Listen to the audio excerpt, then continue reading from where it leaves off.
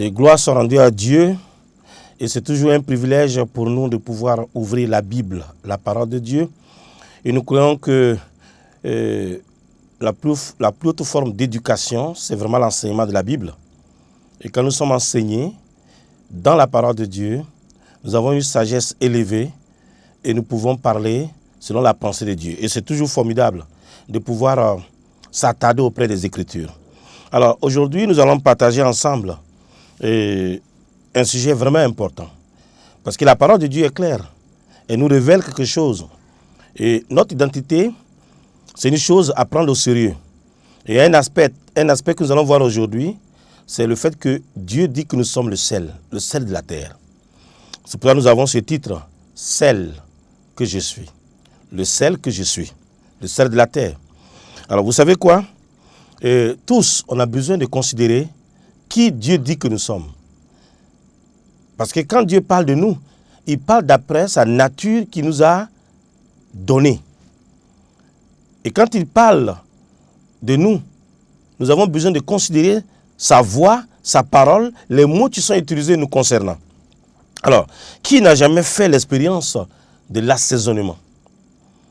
Et tous, quelque part, on a goûté des repas et on était tellement contents. Et on peut dire même qu'on faisait un avec le repas. Parce que je pense que le sel aussi amène l'unité. Le sel, on fait un avec le repas. Et on est tellement content qu'à la fin, on va vers madame pour dire merci vraiment. Et on dit Anigba. Parce que c'était tellement bien. Vous voyez? Mais nous sommes le sel de la terre. Sel que je suis. Alors ici, on a tous fait cette expérience-là. Et combien de fois on a goûté à des repas et quelque part on s'est dit mais il n'y a pas de goût. Et pourquoi il n'y a pas eu de goût? Parce que simplement, il n'y avait pas du sel. Le repas n'était pas assaisonné comme il faut. Et du coup, on avait des problèmes pour continuer à manger. Et quand j'étais tout petit, à mon père qui avait eu un mal, et il avait un régime sans sel. Et donc, dans son régime sans sel, parfois je le voyais manger certains repas. Et sa façon même de prendre ça me donnait envie. Et quelquefois, j'ai dit, papa, est-ce que je peux goûter? Et quand j'ai mis ça dans la bouche, c'était rapidement, je suis allé rendre ça quelque part. Pourquoi? Parce que je ne pouvais pas manger.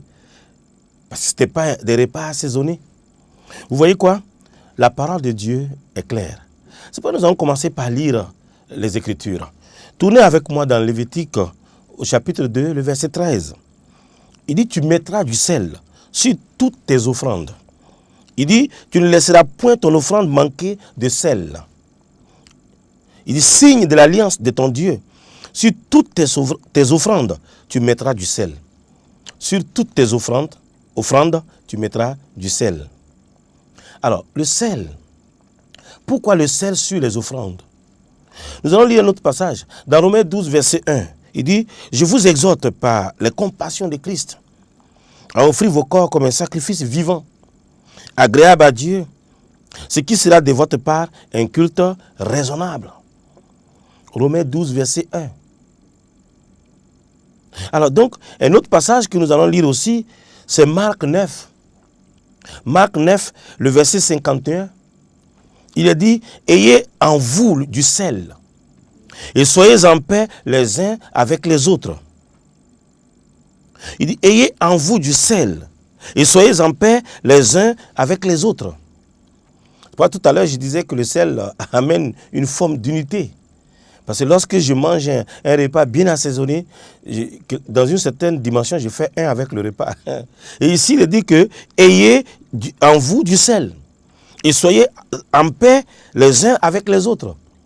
Regardez ce que le sel peut amener entre nous, si nous voyons la nature de ce que Dieu a mis en nous véritablement.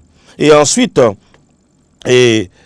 comprenons déjà une remarque, c'est que je voudrais vous dire que sacrifice plus sel est égal à agréable. Parce que ce qui est agréable à Dieu, c'est le sacrifice plus le sel.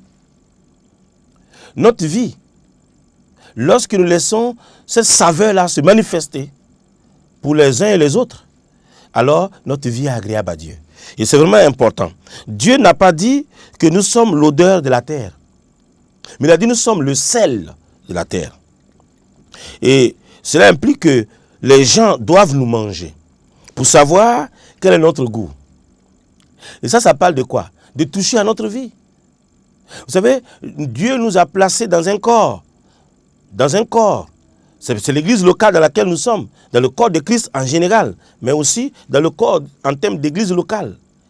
Et tous ceux qui sont autour de nous, tu peux profiter de notre exhortation, tu peux profiter de nos encouragements, peut-être d'une méditation qu'on pourrait partager avec ces personnes. Peut-être on a un don qu'on manifeste et quelqu'un peut-être peut prendre part à cela. Donc, toutes ces personnes-là, vous savez, sont quelque part en train de manger notre vie. C'est-à-dire, ils profitent de notre vie. Ils bénéficient de ce que Dieu a mis en nous. Et du coup, ils peuvent découvrir le goût merveilleux que nous avons. Le goût merveilleux du sel que nous sommes. Amen. Vous savez, c'est vraiment important que, enfants de Dieu que nous sommes, nous puissions comprendre que nos vies constituent une grande richesse pour nous-mêmes et pour les autres.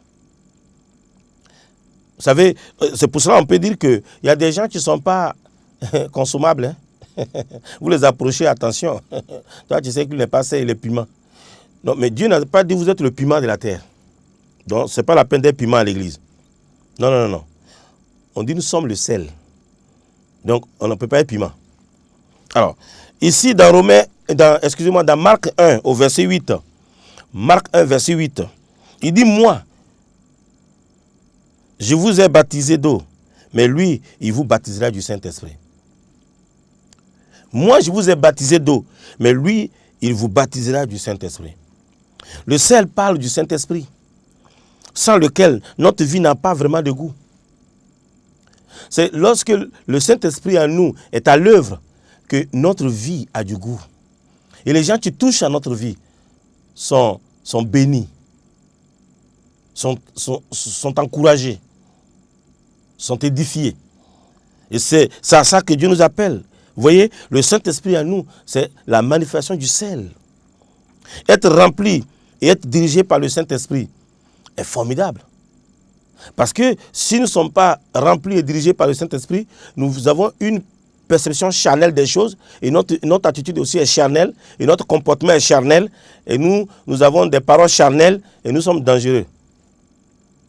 Alors c'est pour cela, le fait de laisser le Saint-Esprit nous remplir va nous donner de manifester la vie de Dieu, le caractère de Dieu, la nature de Dieu. Vous savez, tout notre service doit être salé du sel du Saint-Esprit. Toute notre vie. Et tout notre service. Et c'est vraiment important.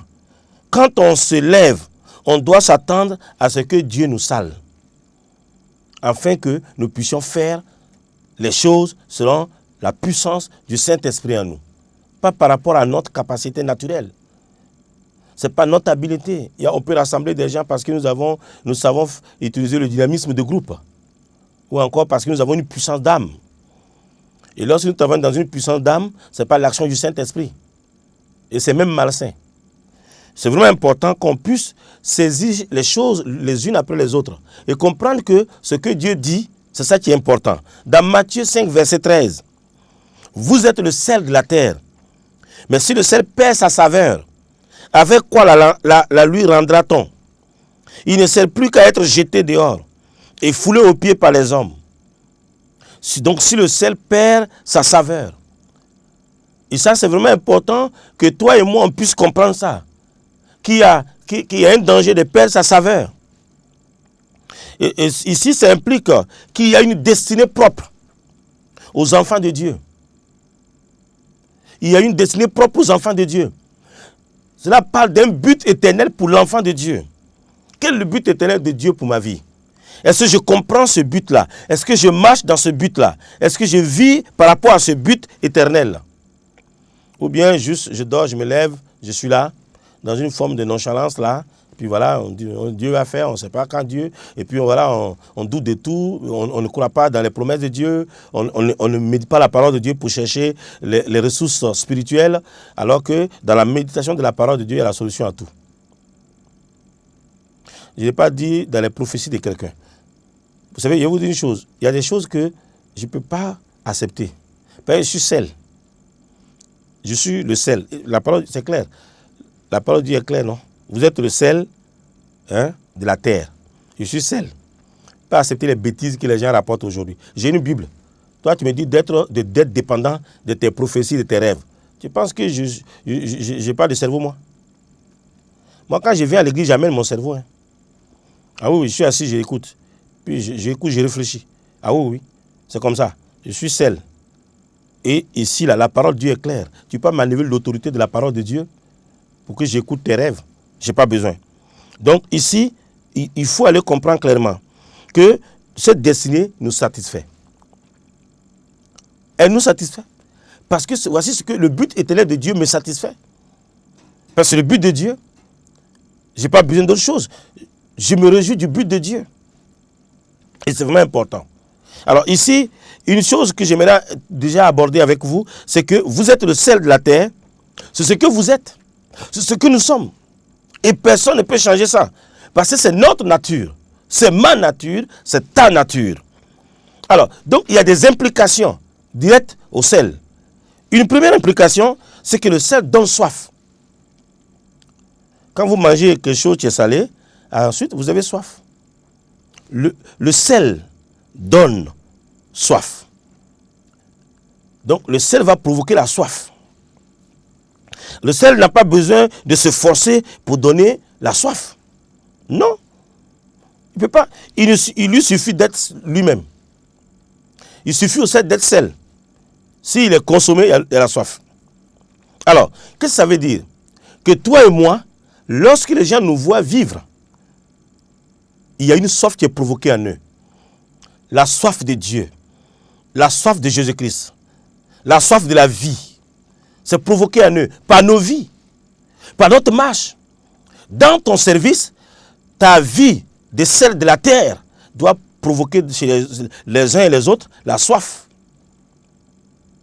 Dans ton service, dans ton école, dans ta classe, dans ton entreprise, partout où nous sommes, en tant qu'enfants de Dieu, notre marche, nos vies, nos attitudes de celles de la terre doit provoquer chez les uns et les autres la soif. Est-ce que quand les gens nous voient, est-ce qu'ils ont soif de Dieu? Ou bien notre vie ne révèle rien? Il faut que... C'est pas chrétien, il y a beaucoup de chrétiens, c'est chanter, danser. Chanter, danser, nous louons Jésus. C'est ça, il y a rien comme ça. C'est danser, chanter. Oui, ils dansent, ils chantent, ils dansent. Et puis voilà, ils sont là. Mais en dehors de ça, là, il y a leur vie ne révèle rien. Ce sont les bagarreurs. Dans le quartier, ce sont les plus grands bagarreurs. Et dans les maisons, ils sont les plus grands bagarreurs. Quand il y a d'autres qui disent aux gens, attention, hein, si je mets Jésus de côté, puis voir ton cas. Ah bon, tu veux mettre Jésus de côté, puis voir le cas de quelqu'un. Comme toi, tu es le sel de la terre, tu veux mettre Jésus de côté, voir le cas de quelqu'un. Quand est-ce que donc ta nature de sel-là va se révéler? Tu travailles contre nature. Vous voyez? Ici, donc, le sel donne la soif. Jésus-Christ ne s'est pas efforcé d'être le sauveur. Non. Il est le Messie, le libérateur. Il était et il vivait normalement. Donc, si je suis le sel de la terre, je vis normalement et ma nature de sel se manifeste. Pas bien de faire effort. L'effort que tu fais là, c'est pour devenir que ce que Dieu n'a pas dit que tu as besoin d'être. Il y a beaucoup de gens qui font l'effort jusqu'à... Ils deviennent autre chose que ce que Dieu a dit, qu'ils sont appelés à devenir, à être. Qu'ils sont appelés à manifester. Non, c'est pas... C'est-à-dire, si tu es sel, c'est dans ta nature. Donc, là où tu es, ta nature de sel se manifeste. Et les gens sont bénis parce que le sel est là. Alléluia. Dans les bureaux, partout au Burkina Faso, dans toutes les entreprises, là où il y a un chrétien, il y a le sel là-bas. Nous sommes le sel de la terre, nous sommes partout. Mais est-ce que les gens voient? Est-ce que les gens ont soif? Commence à penser à ça, mon frère. Commence à penser à ça, ma soeur.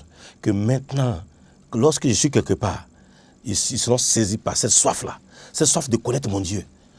Cette soif de connaître mon Sauveur, mon Seigneur. Cette soif-là de venir à mon libérateur. C'est ça qu'on va communiquer à ce monde. Et c'est vraiment important. Une autre implication, c'est que le sel nettoie les plaies infectées. Le sel nettoie les plaies infectées. Lorsque nous sommes dans le rassemblement, nous ne connaissons pas l'histoire des gens. Il y a des gens qui sont blessés. Il y a des gens, ils écoutent les problèmes des gens pour les rapporter à droite, à gauche et pour gagner des points. C'est vilain ça. Non, ce n'est pas à ça que Dieu nous a appelés. Il y a des gens, ils ont la démangeaison d'entendre les problèmes des autres. Ça croit que tu as beaucoup de problèmes. Et ça s'ajoute à tes problèmes. Non, on n'a pas besoin de ça. La chose là, c'est qu'on ne connaît pas l'histoire des gens. Ce n'est pas d'aller écouter les gens. Mais les gens, ils ont des problèmes. Quand vous voyez quelqu'un qui est blessé, ce n'est pas d'avoir un goût à connaître tout de lui. Non, c'est plutôt d'amener quoi? Ce pensement-là. D'amener ce pensement. En tant que sel, de nettoyer la plaie, de tuer les germes pour qu'il n'y ait pas d'infection. C'est ça que notre vie est appelée. Donc dans l'église, les gens sont blessés, les gens sont malades et lorsque le sel est manifesté, tout va bien. Tout va bien. Quelqu'un qui était découragé, qui n'avait même plus un sens à sa vie à cause de certains problèmes, il commence à avoir du goût pour la vie de Christ, du goût pour les choses spirituelles. Pourquoi? Parce que le sel s'est manifesté. Qu'est-ce que nous sommes en train de faire dans l'église? C'est de critiquer les gens. Quand on apprend leurs problèmes, on s'informe surtout. Il y a des gens, mais attends, lui là, mais attends, j'ai vu un enfant, c'est son enfant ou bien c'est quel enfant? Ou bien, il a des grands enfants comme ça, non? Aïe!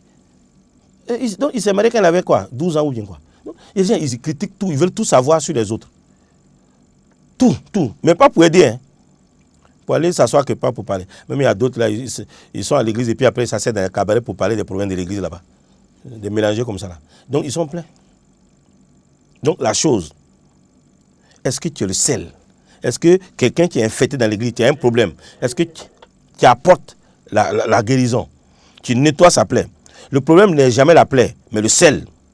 Et si je me focalise sur la plaie et je la critique parce qu'elle me dégoûte, je m'en éloigne. Alors je ne sers à rien. Celle que je suis, en tant qu'enfant de Dieu, j'ai besoin de ne pas m'éloigner, mais de servir à quelque chose dans la vie des autres lorsqu'il y a une infection. Vous savez, une autre implication, une troisième implication, le sel retarde la corruption. Vous savez, on sale les viandes pour les garder le plus longtemps possible, saines et consommables. Alors, est-ce que je suis consommable? Est-ce que j'ai envie d'être consommable? Donc, c'est ma vie de sel, dans ma nature de sel, que du coup, je deviens une bénédiction pour les uns et les autres.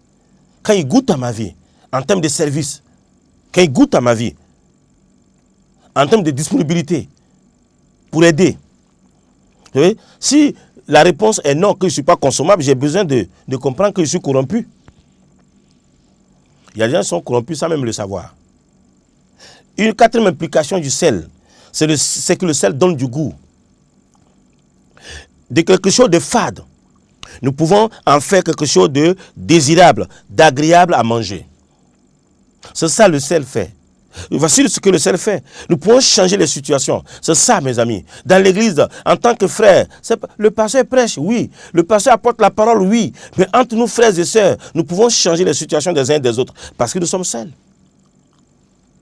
Vous voyez? Nous pouvons donner de l'espérance aux autres et encourager quelqu'un à être dans le rassemblement. Parce que simplement, nous-mêmes là, nous faisons attention à qui nous sommes. Et une autre implication, je dirais la cinquième implication, c'est que le sel agresse comparé au sucre. Si vous mettez beaucoup de sel dans une soupe, dès que quelqu'un met ça dans la bouche, il ne pourra pas avaler. Il va sentir tout son corps agressé par le sel, agressé. Il va rejeter ce qu'il a mis dans la bouche. Par contre, si vous sucrez de trop un liquide, on peut le boire quand même. Il y a quelques années, j'étais aux États-Unis et mon pasteur, pour blaguer avec moi, j'ai fait un chocolat. Et pour blaguer avec moi, il a mis 26 carreaux de sucre dans mon chocolat. Pour voir si j'allais réagir dès que j'allais le mettre à la bouche. Et moi, j'ai pris mon chocolat et tranquillement, j'ai commencé à boire en causant avec lui. Il s'est dit, mais ce n'est pas possible. Le gars ne se rend même pas compte qu'il y a 26 carreaux dedans. Mais c'est le sucre. Il n'a pas besoin de mettre autant de sel dans une soupe pour que je me rende compte que ce n'est pas consommable. Vous voyez? C'est rapide. Donc le sel agresse. Et qu'est-ce que ça veut dire? Vous savez, en tant qu'homme de Dieu, s'il vous plaît, en tant qu'enfant de Dieu et en tant que serviteur de Dieu, lorsque nous voyons un frère, une sœur, un collègue, tu es en train de faire une interprétation particulière des Écritures. C'est-à-dire, il prend des versets, il les renverse, et puis il enseigne des choses qui sont erronées, ou bien des hérésies. On a besoin de l'avertir. Oh, peut-être tu as dit, mais si je parle avec lui, si c'est fâche contre moi, je fais comment? Mais est-ce que Dieu m'a dit des sucres? Est-ce que Dieu m'a dit des sucres? Il faut regarder dans ta Bible. Est-ce qu'on a dit vous êtes le sucre de la terre? Bon, si vous voulez un sucre, c'est parce que vous cherchez à ce que les gens vous acceptent. Donc, celle que je suis, j'ai besoin d'aller et de dire à mon frère, ton interprétation est erronée. Ton enseignement est faux. Il faut arrêter ça. Je ne parle pas ailleurs, hein, je parle à lui-même. Je vais le voir lui-même. Les gens, il ne faut pas critiquer les gens. Il faut aller voir les gens.